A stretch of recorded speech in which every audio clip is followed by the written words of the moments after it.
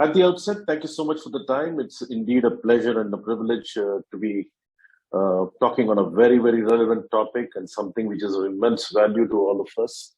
So look forward to a very enriching discussion, and I'm sure there'll be some threads of learning that will come for each one of us. And I can assure you there'll be some good takeaways. The best part of today's discussion is this is not something that we're going to talk through with just learning practitioners or the HR specialists. It's coming from a business audience. So it means a lot. It's something that we're going to talk with not just the what part of it, but the how part of it. Maybe there'll be neat examples of, what's the business impact, what's the kind of visualization that one can do going forward. So we're trying to do it with a lot of theory, and there will be some clear anecdotes which will be brought in, some learning, some failures also, which the panel might want to share. So we are looking forward to something that we're going to do on our feet. Yeah, needless to say, I think it's going to be something that's of value today and something which is going to be of value for tomorrow as well.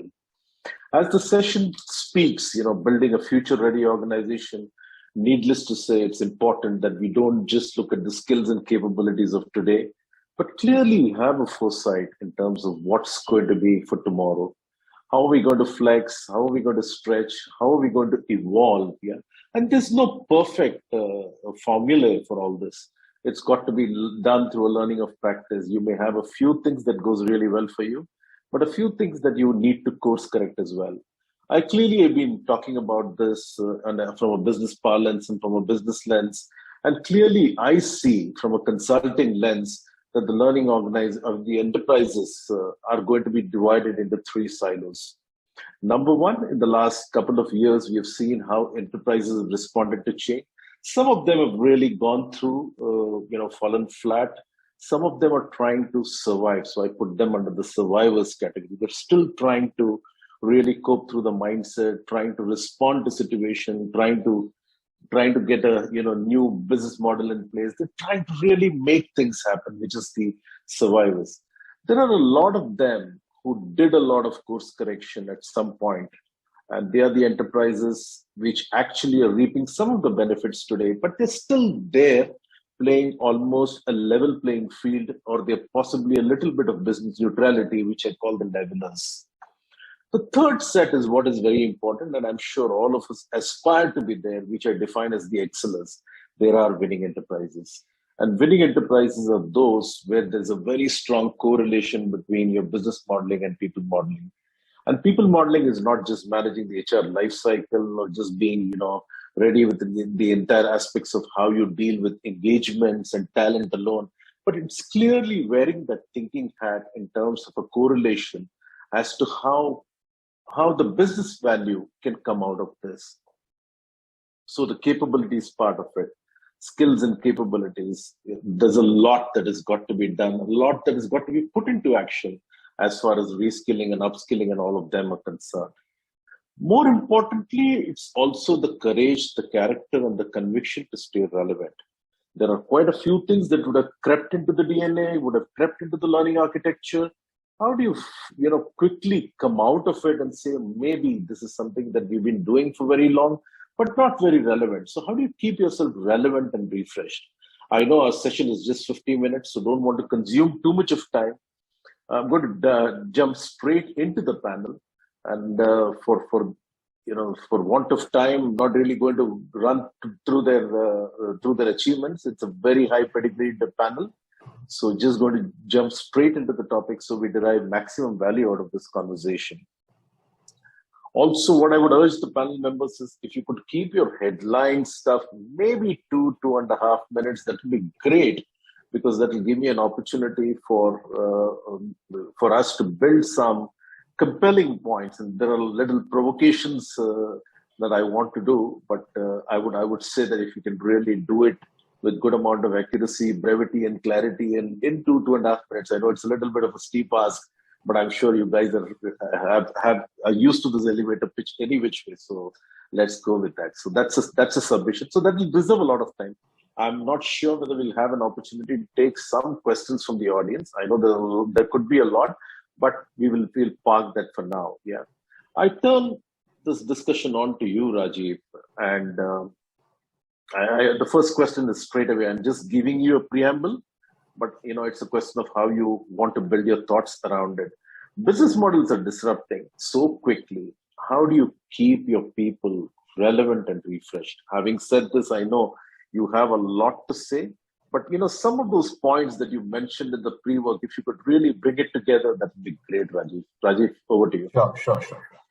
First of all, thank you for this opportunity. I think I would have loved to have this as a physical audience, but unfortunately, our third wave has hit upon us. But obviously, over the last couple of years, actually having learned to deal with this situation, I'd basically start my conversation with looking at our learnings during this period of the pandemic and how we have kept our organization resilient through the last 1.5 years. I think the biggest challenge to organizations during the COVID period was how to keep ourselves resilient, surviving, sailing during this particular period, and how to keep our people constantly engaged and motivated. So bulk of the leadership time or the management time in the organization over the last couple of years has been towards creating that sort of communication channel, that sort of engagement with the employees. But while saying all of that, it's important also to keep what are the big highlights or the big areas that one needed to really focus on over the last couple of years. For us, I think the challenge was, retention and motivation of the talent. So I think our focus in the organization, like in most other organizations, would have been on the top talent within the organization. So I think we focused our energies towards the top 100 talent managers of the organization and created a lot of engagement activities for the high potential, high impact team members. We actually spent a lot of time mentoring and actually assigning leadership teams towards mentoring of the top talent within the organization. Of course, everything was done digitally. We actually allowed our team members to think a little bit widespread because there was a lot of time available in the initial phase of COVID. So cross-functional learning and creating projects which were high business impact projects during this uncertain time is something that we created for teams which were from across the organization. So there was one business impact project that a team of 6 to 7 members out of this top 100 management team members actually got together and presented to the management. And a lot of it we are actually bringing to board in terms of our working for the future based on the learnings that we got from there. We also created, certified coaching programs for the top talent that was part of this group. So also teaching people, like I think I heard earlier about our ability to give feedback to people. During this trying, tough times, I think there's a lot of coaching conversation that also happens with team members, and that's something that we focused our energies on. And leadership time was largely invested on people and people communication. So that was one part that we actually focused our energy on. The second is, I think, was COVID taught us the need to be adaptable and flexible. Ours being a touch and feel business, because we are a dermatology chain, we actually deal with customers one-on-one. I think our need to transform the organization into something which is digital is something that we needed to actually look at. So our emphasis was on building a team structure or an organization structure which is e-commerce and D2C friendly. And that's where we actually created quite a large disruption in our organization in terms of building an infrastructure, a set of team, including leadership team, to focus our energies towards e-commerce and D2C. We came up with ideas of collaboration over the last couple of years, especially around working with companies which are able to deal with this disruptive era. For example, the startups.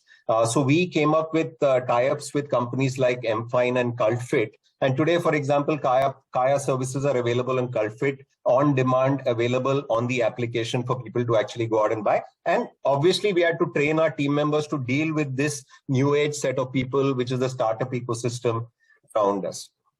In addition to that, I think what we also did was the fact that we knew that the future of organizations is going to be around digital.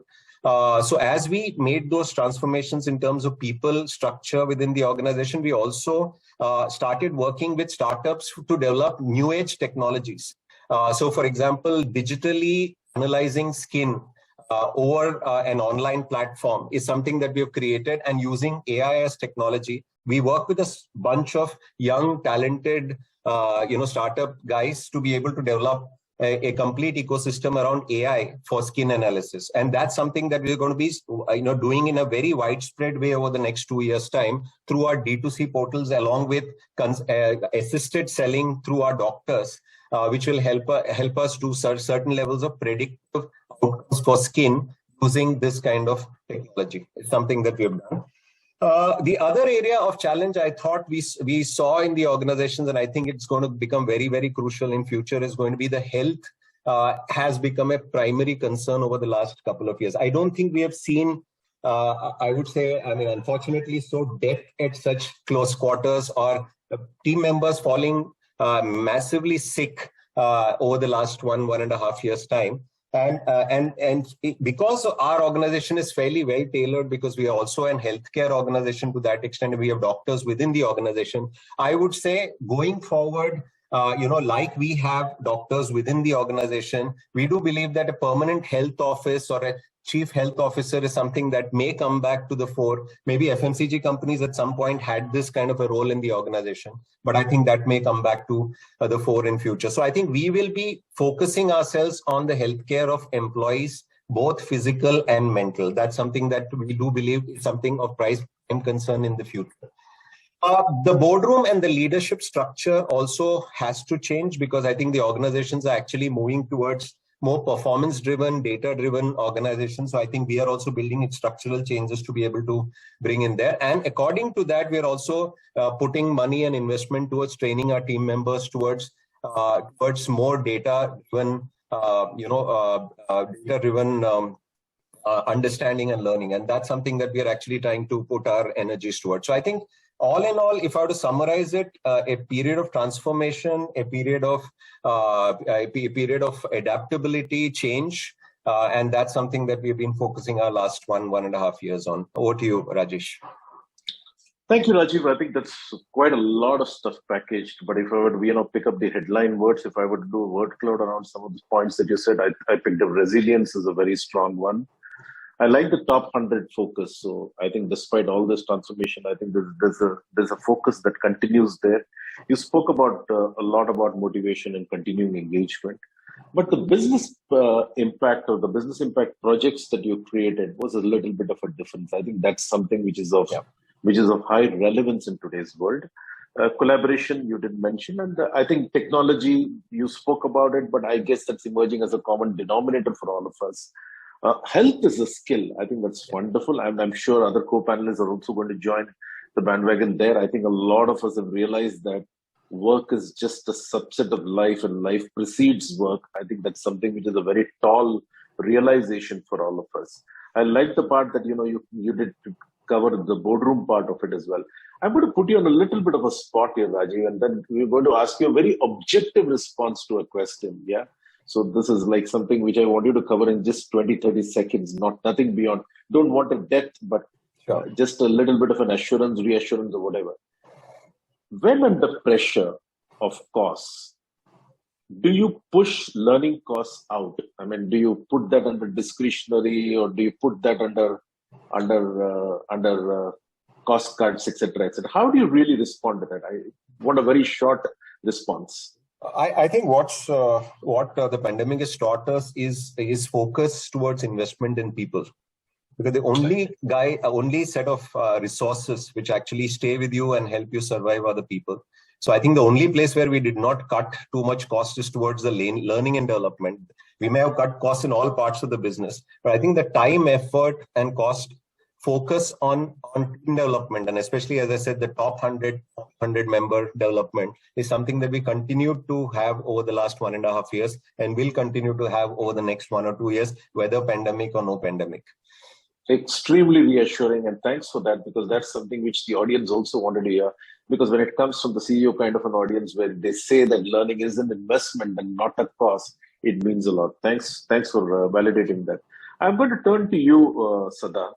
And I remember in the pre-run, we had a lot of points covered. But importantly, one thing that really stuck around my head was the customer immersion part of it. Well, Rajiv alluded to a lot of transformation stuff, and I'm sure you are also doing. But there are three or four signature items that you said which are pretty standalone. So, Sada, could we hear this? And again, I'm just a gentle reminder again. Yeah. If you can keep it brief, we will reserve some time for some compelling discussions. Yes, Rajesh. So I think three changes which happened for us. One, we were in malls and people were reassessing going to malls. We went online. And third is really, we kind of had much lesser resources. I'm sure the rest of the rock and roll story, you've been all hearing it in the headlines in the newspapers. Yeah. And that's what I joke with my teams. So what really happened for us is the theme changed from recovery to rebuilding. I think there was no longer recovery of 2019, it was rebuilding. And when it was rebuilding, I think we actually went back into saying we need a zero-based planning, zero-based budgeting approach for everything, whether it is time, effort, money, skills, everything that needs a zero-based budgeting approach. So that one thing changed. I'm just sticking to the headlines as you suggested. The connecting the dots and really immersing of the customers, really, we had a lot of customer data and we saw the habits change. So there are tons and tons of data available in Big Bazaar and Future Retail. But for us, it was really building up everyone who's looking at the data from a customer lens, but him being a customer. How are you going to identify that by looking at 2-3 items in the basket? You can gauge that there is a Griha Pravesh happening. How do you know that the lady who's buying a track pant is also going to buy 2 more things which are relevant for her lifestyle? So I think the whole amount of customer immersion and connecting the dots was an entirely new skill. Data is available in abundance, but if you have to make it actionable, bite-sized, then you really need an entire customer immersion approach. I think at the stores, 2 things happened. We had to learn the skill of integration. There were no longer many things which we were going to do on our own, whether it was a last mile delivery, whether it was handling the customer service, whether it was doing online reputation management. We had lit up 400 stores inventory in one go. So we were actually an omni-channel player, but we couldn't have done it all alone. So we realized that, and I've come from an era, I can't say we, where we used to build teams, build functions. We had to suddenly learn art of integrating with others who already are experts in their spaces. So that's one thing we did. And we had to find the lowest common denominator in skills, which is maybe our staff could also pick up the bike and do a delivery in the evening. Why leave it to everything to an outsider? Maybe we can do many more things than what we could, which we hadn't imagined earlier. Last but not the least, I think Big Bazaar is always a place for families to come in to discover. Many things were changing in their life. And when we went online, and that's one problem which I'm still grappling. I had a couple of misses as well there. But actually, the whole idea was to really go about and say, how do you replicate storytelling across all channels? And as I keep saying, if there were experiences of a Wednesday bazaar where you would get the freshest merchandise, or if there's an experience of doing exchange by you, giving your raddi back to Big Bazaar, how do you replicate it across all the channels? So I call it miniaturizing of experiences. How do you miniaturize all the experience of Big Bazaar and make it available? So these were really the headlines from my end, Rajesh. You're on mute, Rajesh. You're on mute, Rajesh. Sorry, my bad. Awesome, Sada. Thank you so much, and you've done so well on time. I think you set the bar really high, and I picked up quite a lot of very distinct items from what Rajiv said. Recovery to rebuilding. Again, an awesome one. I know it's very relevant in your story today. The customer lens and coming through a lot of data points is becoming very, very essential, particularly from a retail standpoint, from a store standpoint. Integration, you emphasized, and you've been a champion on that particular cause. I've been hearing you every time you've been passionate about this entire integration. How do you really get this common factors right? And thanks for passionately going down deep into the organization at the base of the pyramid and saying, how do you really make it relevant, refresh, and make it more meaningful for them? So thanks for that. I think it's a very, very high empathy point from a people's side. And the last one was the miniatures of experience. That's a great takeaway from me. I've never heard it before. So thanks so much. I'm going to build it with the other co-panelists. But again, as I did to Rajiv, I'm going to put you on a spot here just with one rapid objective question. If you were to roll back one stuff from a learning, I want you to keep the learning capability skill standpoint, one decision or one action that you've done in the last 1 or 2 years, which you would want to roll back or reflect hard. I'm sure, all of us take a lot of decisions on our feet on a daily basis. Not all of them go right. Is there something that you would want to share quickly? Maybe 30 seconds, 40 seconds kind of a stuff. Yeah, sure. And I'm going to keep it in the space of learning. I think there was a very positive discovery in learning. Earlier, we would say learning is necessarily an outsourced or it's headed by, it's a hierarchical 3-4 member organization. What we discovered, I mean, I'm literally calling it a TikTokization of learning. I think how to fold clothes was available with 500 of our staff. How to sell denims was available in 1,000 of our staff. How to cut cabbage was available in 600 of our staff. What we really needed was them to democratize them, give them a tool, put a TikTok, I know it's not there in the country, but TikTokization video or a Josh video and put it forward. And that was the best learning. So if I won't necessarily roll back, but possibly I'll challenge my own thing, which said that training always flows from a source necessarily. I think training was all there. We just needed someone to kind of play the orchestra and bring it all together. And I think that's what was my, I would say I'll surely undo it in the next few months and years. Thank you so much, Sadar. I think this is what leaders do. It's important for the audience also to realize that leaders are also human beings, and when we touch our soul, we many a times feel that we could have done better on 1, 2, 3, and Sadar just went back and recollected a few points and shared the story with us. Thank you so much. It was very meaningful, very important. I move to you, Saurabh. Saurabh, you had a lot to cover in yesterday's points, and I think it's going to be important for us to hear, particularly the humanization or the human connection that you said was very, very relevant and was also something that touches all of us on a daily basis. So number one. And of course, I think you're also focusing on a few things which is like very, very distinct. While I heard health from Rajiv, I know ESG is something very relevant for you, but let's hear it from you, Saurabh. You've got a few things to cover, so we'll be happy to hear your stuff. And I'm sure the audience will gain from your insights as well. Over to you, Saurabh. Sure, Rajesh. Firstly, thank you for this opportunity. I think it's good to discuss what's going on in our head, but it's important, I think, for the audience also to understand our solution might not be applicable to everyone, right? Because a lot of times when we come through this conferences, we always think the other company is always doing a better job, but they are in a time and space. So that's a statutory warning. So it's a time and space where we are in, and what's applicable to us is what I can share. And like I was discussing with you, to me, when we think about learning, what we need to first understand is where is the business going to land? And to me, with the advent of a lot of things happening, and especially with global learnings from McDonald's, a lot of stuff which McDonald's used to be very proud of, for example, suggestive sell or at order taking. Everybody would know McDonald's, always suggestive sell. Those were tenets of training on the ground level. Those are being challenged because globally, as we turn into a phygital brand, what we are seeing is people are ordering either through their mobile phone or the self-ordering kiosk, wherein you can have a machine learning engine which is automatically suggestive selling.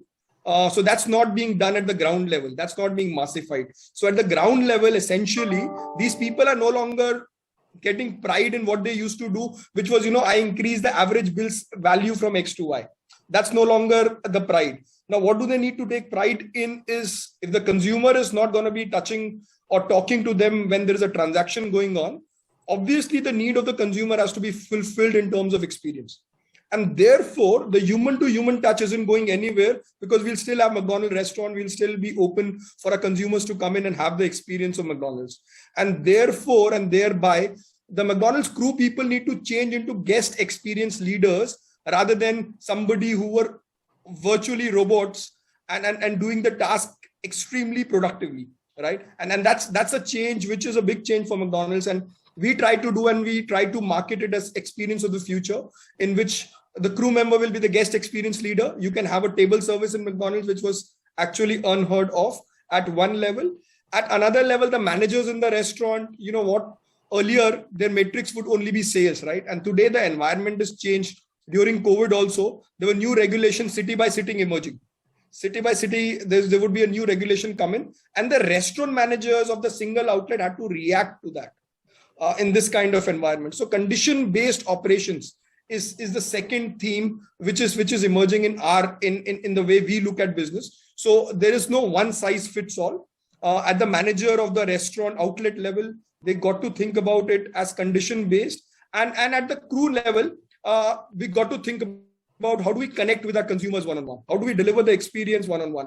And the measures might no longer be sales. The measure might be the retention of the customers, if they've really been given a great experience, you should have good retention rather than a sale number. And I think at retail level, especially, if I would speak about myself, we've been guilty of what we say, what we do, and what we measure have not always been the same.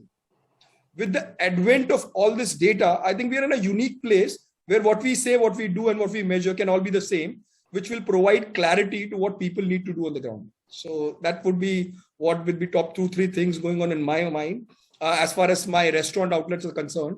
In the office, I think there is this VUCA world is here to stay. COVID taught us that earlier, 3 years back, when somebody would talk VUCA, one would just pass it as a passe, right? Everybody would speak about VUCA, but we did not really understand the meaning of the word VUCA till the time COVID did not happen. Wherein a lot of people, for example, cash flow wasn't only finance's problem. Everybody had to learn what is cash conservation to survive for the first wave of COVID. Second wave, we became better. Third wave, we are much more well prepared.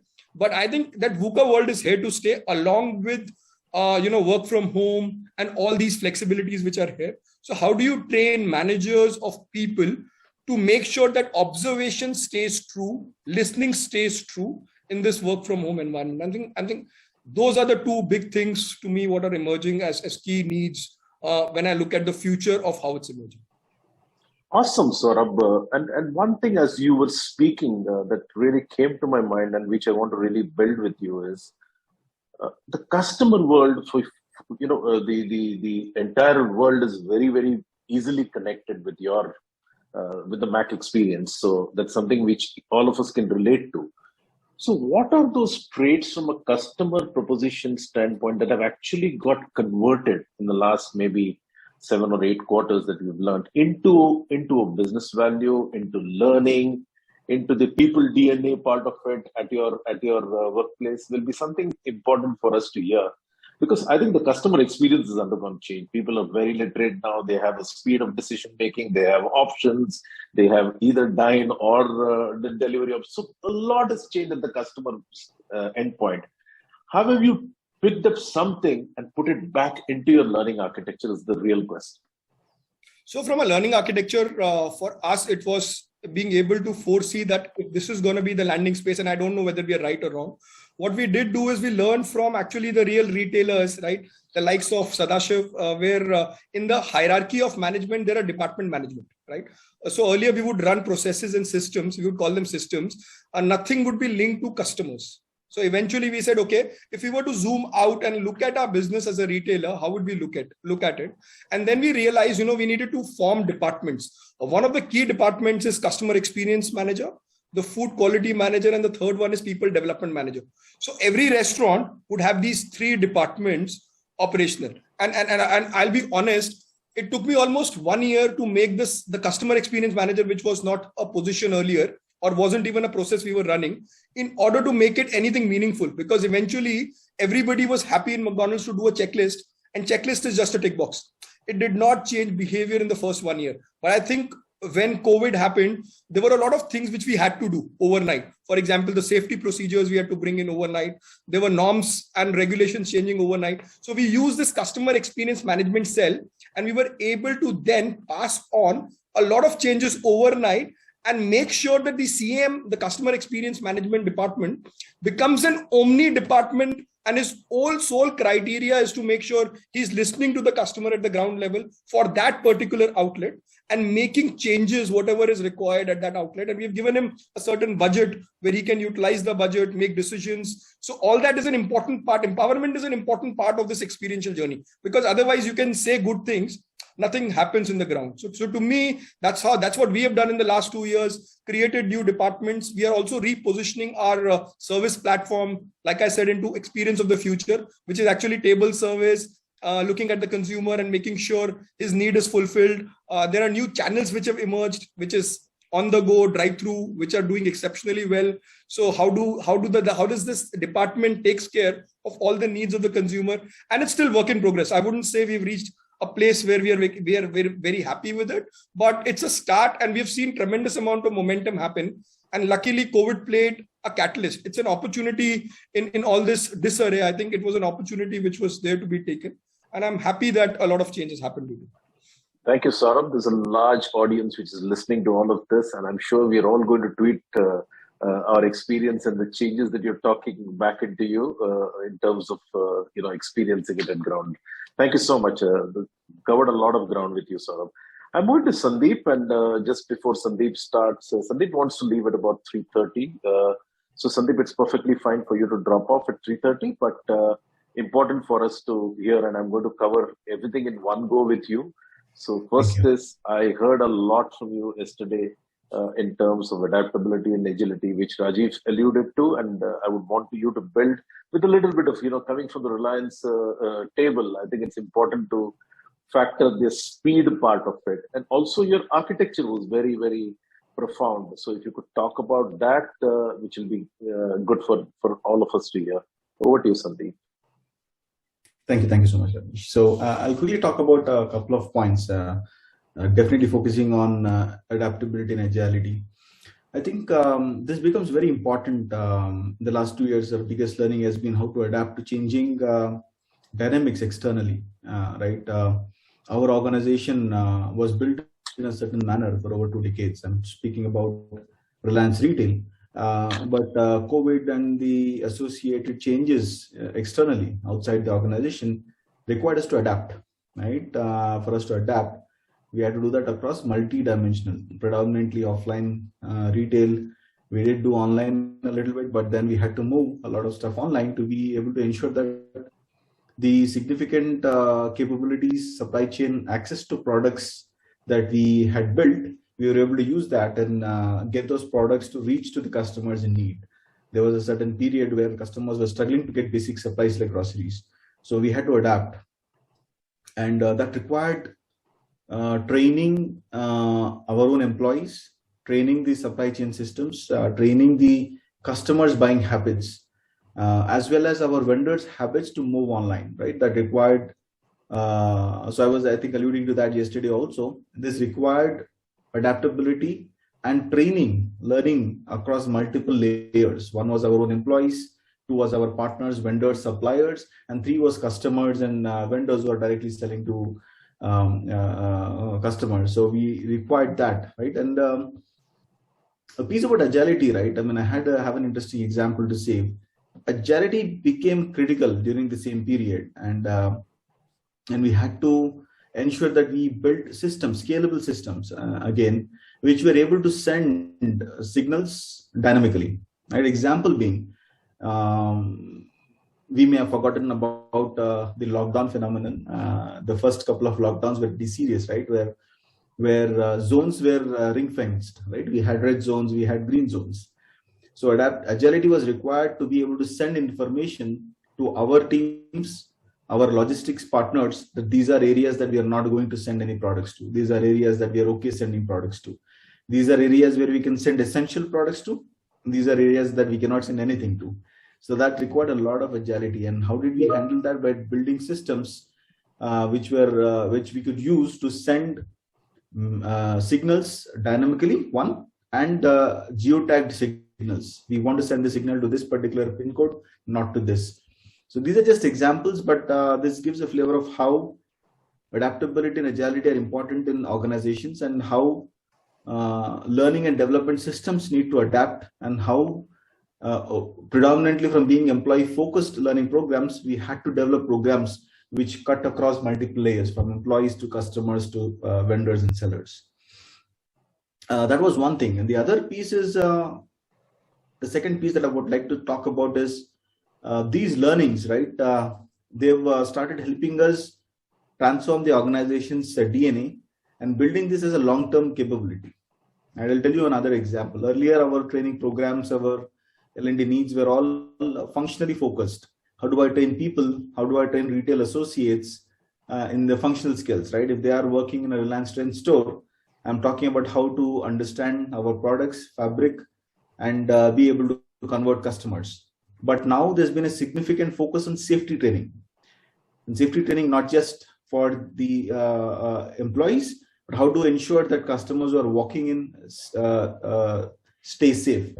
The interesting point to note here is these trainings that we did, right, on safety, actually had an impact on business. Once we installed these protocols, we started seeing that there was higher conversion in customer walk-ins because people feel confident walking into our stores. So that's become our DNA now. We are installing programs, not just functional trainings, but safety trainings, and we will continue to do that. So that's the 2 points that I wanted to definitely make, Rajesh, but anything else that I can add, I'll be thrilled to do that. There is still so I would let you go so quickly. I think just a couple of more points. One is transformation as a DNA. I think there are a lot of new stuff that's coming in, which is like becoming important: emotional intelligence, design thinking, power of analytics and predictives, using digital much beyond digital as a complete common denominator. So many new age skills have come into play. The point that I want to understand is how do you run a fast-paced environment as what you do, at the same time keeping it learning relevant. My provocation is, would you not sacrifice this and allow people to catch up rather than really focusing and emphasizing and say, okay guys, let me understand how I really, how can you really catch the bus along with us? So one is speed and the other is like, people really trying hard to get there. How do you cope with the situation? I think that's the provocation. No, absolutely. I think it's really interesting how you put it, Rajesh, because it's as if you know how Reliance works, and that's how you're speaking, because that's how it works here. We are playing a catch-up game. I think we have really good systems, mechanisms in place, on how we get the manpower together. So a lot of times it's always a catch-up game, right? Our people are far ahead of the learning curve. They're adapting, they're learning. It's become a DNA, and then our training programs follow. So we are not creating training programs and then administering it. We are learning from them, collecting what a retail associate in Delhi has done, what a machine learning scientist in Bangalore has done. We pull all of that together and then create a program. So in short, and in summary, exactly the way you've explained is how our organization works. It's always a catch-up game between central teams which are trying to administer stuff versus learning from on the ground. So it's always a catch-up game. These people are always ahead. They are doing a lot of innovations locally. Sometimes we are surprised today. Yeah, I know you're going to drop warehouses. We walk in for a random audit and we see some really cool innovations happening locally. And then we say, hey, this is brilliant what you've done. Let me try and find a way to transfer this across all warehouses. That's how it works at Reliance. At this scale, it's important to let people be autonomous and also establish mechanisms where these learnings can be captured and then administered to the rest of the organization. That happens frequently here. So I'm going to give a joint question to you and Sada, and of course expect it to be brief. So, and this is again a on the spot kind of a question. So, and let Sada go first. Maybe you can build on it, Sandeep, and close it. Yeah. So, would you let go of people who don't really make themselves relevant? So it's a bold question. So if you give umpteen chances, you give all the architecture, you give all the content, you give the support, you try to upskill, reskill, but yet there will be obsolescence. So instead of putting Sandeep straight up, I think Sada, if you could take this first, but brief. I know you're good with time, and then up to follow up and a closure with Sandeep. Sure. So I still feel we are in the teenage phase of retail right now. I'm talking of retail specifically. In the teenage part of retail, there will be many people who will come and go, flirting with each other. So I would rather change your question, and that's what I really practice with my team. And as I told you last time, I'm unpopular for that with my teams. If a person is not going, then I would go back and introspect, saying, why hasn't it become valuable for many more industries outside? So there's something which we have not done. And I'm mentally quite ready that there should be osmosis. There should be people moving from one industry to the other, because there will be also many more people who will come in. So I would not look at obsolescence, because I would rather look at saying, if people have not approached our teams when they're setting up newer industries, newer aggregate models, newer distribution models, then there's something which we have not done to arm them enough. So I would see this question of yours very, very positively. And of course, there's a lot of work to be done at our end to make that happen. Okay, great. I think you've given a very positive side to it. Awesome. Let's Sandeep close this point from your side. I'm going to make a very cheeky comment before I actually make a serious one. Right now, I don't think it's a market where we can afford to lose people. It's turned around, so everywhere we are trying to hire people, and it's actually a job seekers market these days. So the question itself is tough for us to even answer and implement. But over the years, the landscape in India has changed, and I make that comment because I've worked for a long time in internet space, right, in e-commerce organizations. So I can speak about talent across people, employees across sales, operations, logistics, technology, everything, right? The Indian industry has matured a lot, Rajesh. So I think the trend right now is people realize their strengths and they're mapping themselves to roles, opportunities where they're able to be successful. So there is very little opportunity for us to intervene and go and tell someone that, hey, you're not doing well or you will need to move. It's become much more fluid. It's a transformation that I've seen undergo myself over the last 10, 15 years. Slowly, we are getting to a stage where people are able to identify their own strengths. Organizations are internally finding opportunities. If I feel there's someone is really good in operations, then I find all things possible to do to ensure that a person moves from my sales team to my operations team. So it's become that fluidic. So really glad how the industry landscape is evolving, more and more ownership driven culture than someone needs to come and tell me whether I'm doing well or not. So that will be my the serious comment. Thank you, Sandeep and Sada. Very bold and spoken like a true leader, full of character, I think, and extreme positivity. So thank you so much. I'm going to turn to Vinay. He's been waiting for a while, and one thing that I discovered while talking to Vinay yesterday was a lot of new age stuff that he's thinking, and the stage is also perfectly set from where we're leaving. Sandeep's point. So one, I heard learning, growth, and experience coming to the forefront from Vinay's lens. Also, considerable focus, both lateral move, shift, lateral growth in depth, both job enlargement, enrichment, and also some of the aspects in terms of new age thinking, like design thinking coming into play, some predictives and analytics. So Vinay, over to you. I know you have a lot, but again, just with a little bit of caution, need to package it in whatever little content, because I've got 5 or 6 more themes to be pushed amongst you, and that will be great. Over to you, Vinay.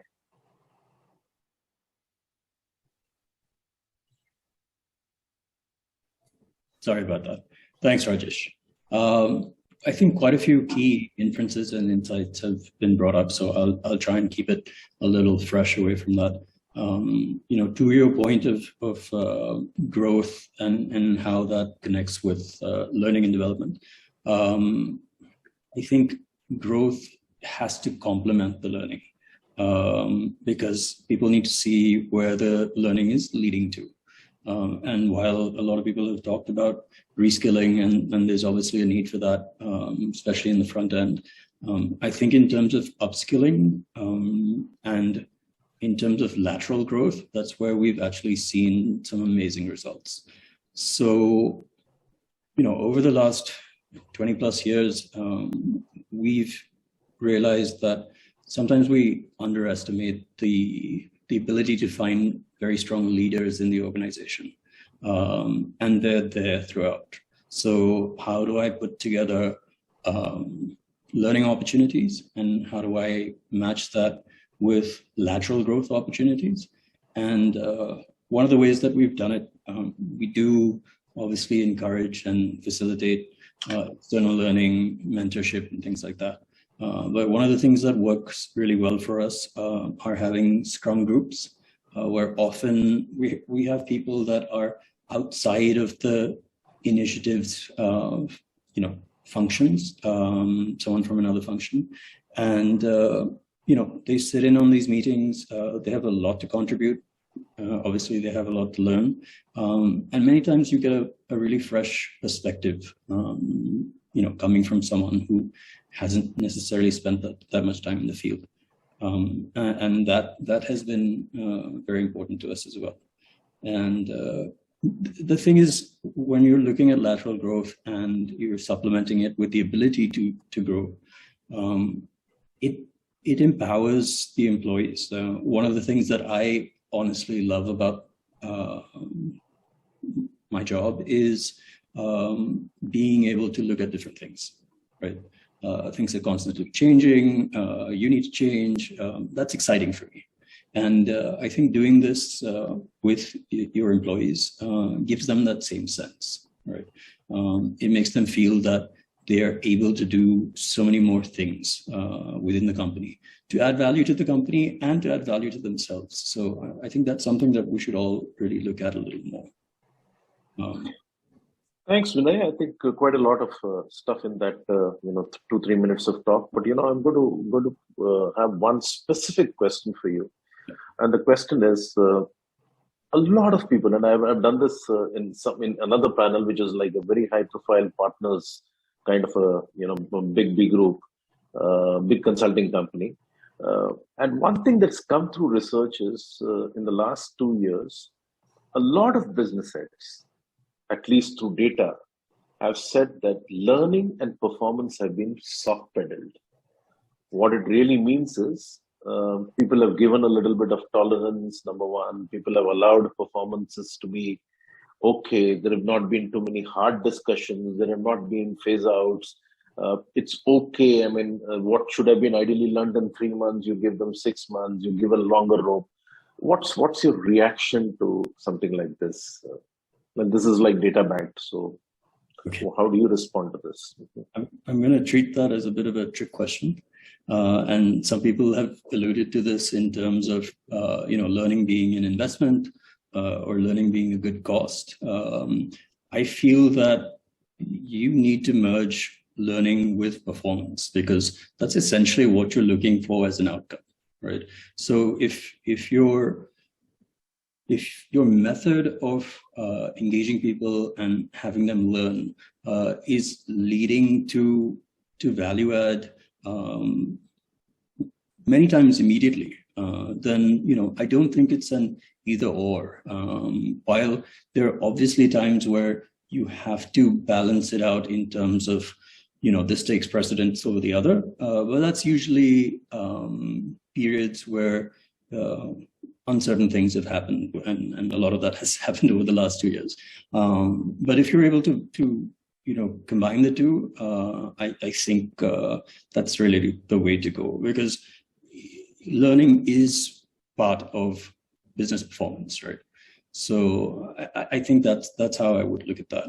And in terms of how we understand and empathize with not just employees, but even consumers and third-party partners that we have. We've been doing a lot of design thinking based learning. Right. Yeah. So we've had a bunch of workshops. We're able to put ourselves in those people's shoes, and to be honest, I think a lot of our processes and even some of our metrics have changed because, and this is alluding to things that have been touched upon already. Customer experience at the end of it is the goal, right? And I always do this when I'm at stores. Is I think someone who isn't buying and is leaving, it's equal, if not more important, for that person to walk away with a good experience, right? So I think design thinking has really helped on that angle, and we've tried to get a lot of technology implemented towards that. We have a employee engagement platform that we're going to roll out in a couple of weeks. We have our digital assets, for example. We've had screens in our stores for quite a while now. And, that's predominantly been for showing consumers videos and things like that. So then we realized, we are looking to reskill our front-end staff, and you want to be as engaging as possible. So we do snippets in the mornings that the employees look at. They may be small videos from functional heads. They may be, SOPs that have been animated, things like that. And we will be rolling out an employee app, which is also very gamified. So the idea is how do you make learning not feel like learning? And I think that's the key to it. Thank you, Vinay. I think quite a lot of stuff that has come out, and some of the new age stuff. So thank you. I'm going to continue the conversation post this conference with you, Vinay. I think there's a lot to really build from here on. We just have 5 more minutes, and then maybe I have a question for each one of you very quickly, and you need to really package it very quickly. So I'll turn to you, Rajiv. And this is an audience question, and I'm going to pack my own question along with that. The audience question is: what are the 4 key skills for a learning team? Number 1. But along with that, I have a trick question, just to balance it. If you can cover both. The question is learning an internal function anymore? Because I find that, the core, the curriculum, the content, the communication all belong to outside experts. So again, a challenge, just a 30 seconds to a minute of response. I don't know how you do it. So I don't know the specific skill sets, but I think learning is changing. And what you're saying is whether learning is internal or whether learning is external is central to that. You can package all kinds of information to employees, whether through an in-house classroom intervention, which was the norm of the day before COVID, to setting up a group of employees into a Coursera or a Udemy or any other method to be able to do. So to me, I think what's crucial is what are you training? And I think Vinay brought out a very important thing, that what is it going to influence in terms of performance outcome and productivity outcome for organization? And how is it helping the employee to grow up a notch after he has gone through this kind of training? So I think crucial issue is training has to be measurable. Training has to have an outcome. Whether it happens internal, whether it happens digitally or through a third-party intervention, hardly really matters. I think crucial issue now is how are we able to build that training, use that training to an outcome for the organization and growth of the employee. Yeah. Brilliant. I think you brought out those 3 or 4 virtues also that one should focus. Sadashiv, very quick. This is something which I've been thinking for a long time. Ideally, I wanted to have a little bit of a longer discussion on this. But does it make sense learning to be factored as a CTC component so that you really empower an individual? Is this something that one can think as a progressive compensation architecture item, so that you give that as an expense, as a spend rather? And of course, factor it through, deliverables. My answer would be no, Rajesh, because I think, there are things which can be incentivized and there are things which cannot. I think learning has become critical today. I was seeing one of the questions on the group to say what kind of culture, and to me, the culture which I would see is a seeking culture. So if you're going to make all your staff seekers, then I don't think it can be incentivized or remuneration backed. I think I would rather leave it to say it's a thing happening right in front of you. It's for your survival, for your needs. So I would possibly hesitate to say it should become part of the CTC. Awesome. Saurabh, again, a very quick one to close this discussion as the last point. There's a lot of fear, anxiety, uncertainty with respect to each individual trying to be relevant. What would be your message? I mean, what would be your message as a leader to say, what are the top 1, 2, 3 things that individually one should do to, come out of this particular zone? And particularly people have gone through whatever in the last. So how do you reassure the audience? I think one of the things is people feel that change is not good, is good news for us because we know we are working with humans, right? Humans are always averse to change.